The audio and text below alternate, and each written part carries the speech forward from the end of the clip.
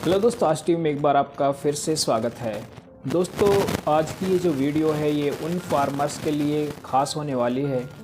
जो farmers seedlings बनवाते हैं, यानी कि सब्जियों की पौध बनवाते हैं, फिर पौध से अपनी फसल है अपने मेन फील्ड में जो ट्रांसप्लांटेशन करते हैं, अपनी फसल या अपनी क्रॉप लेते हैं। दोस्तों, आप अगर हरियाणा के रहने वाले हैं और अगर आप सीडलिंग्स बनवाते हैं तो आप जनरली आप किसी सीडलिंग प्रोड्यूसिंग सेंटर जैसे कि centre of excellence for vegetables Gharaunda, या फिर जैसे गुरुग्राम में एक सेंटर है, एक होडल में एक सेंटर है और एक सुंदरा महेंद्रगढ़ में सेंटर है, इनसे अपनी पौध बनवाते हैं, अपनी पौध तैयार करवाते हैं, उसके बाद अपने मेन फील्ड में लगाते हैं। तो दोस्तों, अक्सर ऐसा देखा गया है कि फार्मर्स जब अपनी पौध बनवाने के लिए सेंटर्स पर आते हैं तो वो कुछ दिन पहले ही सेंटर्स पे आते हैं। जैसे कि उन्हें मानो अपनी पौध 15 मार्च को पौध चाहिए है, अपनी किसी क्रॉप की जो पौध है वो 15 मार्च को उन्हें चाहिए,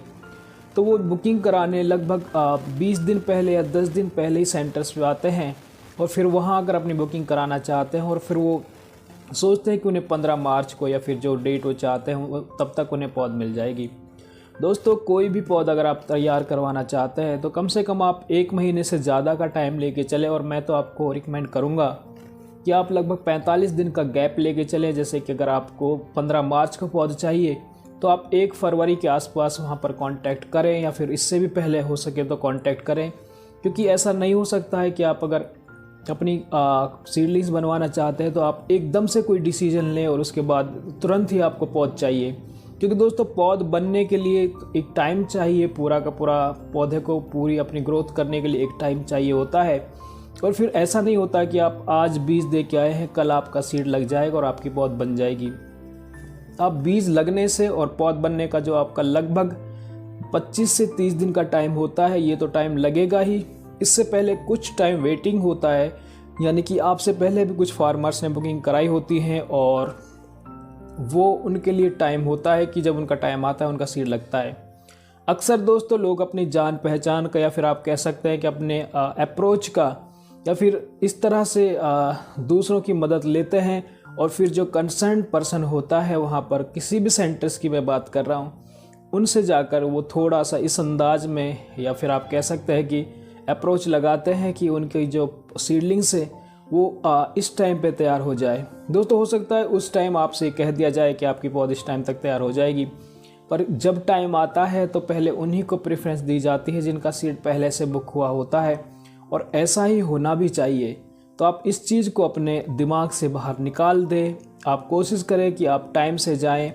टाइम से अपनी सीडलिंग्स बुक कराएँ, और फिर आप एक प्रॉपर पूरा टाइम लेने के बाद आप अपनी पौध वहाँ से लें। नहीं तो फिर जल्दबाजी में क्या होता है दोस्तों कि आपकी पौध के साथ दूसरों की पौध भी ख़राब होने के चांसेस बने रहते हैं, और अगर आपकी सीडलिंग्स ही ख़राब हो गई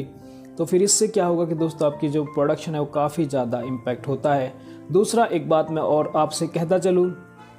आप जब भी पौध बनवाएं तो आप एक पूरे चैनल के थ्रू जाएँ, अपने हिसाब से ही आगे प्रोसेस करें, और उस जैसा कि आपको जो टाइम दिया जाए उस टाइम के हिसाब से अपने प्लांट्स को पिक करें। नहीं तो अगर आप आगे पीछे करने की कोशिश करेंगे, कई बार क्या होता है दोस्तों कि बारिश हो गई तो फार्मर्स कई बार पौध नहीं ले पाता है, या उससे पहले वाला जो बैच होता है उसकी पौध टाइम पर तैयार नहीं होती है, तो इससे दूसरों को तकलीफ़ होती है। इसलिए आप अपनी टाइम से पौध बुक कराएं, टाइम पूरा दे पौध बनने के लिए, और फिर जब आपका टाइम हो तो आप वहाँ पर अपनी पौध को पिक कर लें। इस तरह सिर्फ आपको फ़ायदा होगा, जो कंसर्न पर्सन होगा उसे फ़ायदा होगा, और जो आपके आगे पीछे वाले जो लॉट्स होंगे उन फार्मर्स को भी काफ़ी ज़्यादा फ़ायदा होगा। तो ये वीडियो दोस्तों थोड़ा सा सब्जेक्ट से हटके है, पर कहीं ना कहीं फार्मर्स के लिए रिलेटेड है और आपके लिए फ़ायदे की एक वीडियो हो सकती है। आप इन बातों का ध्यान रखें तो आप किसी भी फार्मर को किसी तरह की कोई भी तकलीफ़ नहीं होगी और सबका काम सही ढंग से चलेगा। तो आज के लिए दोस्तों बस, धन्यवाद।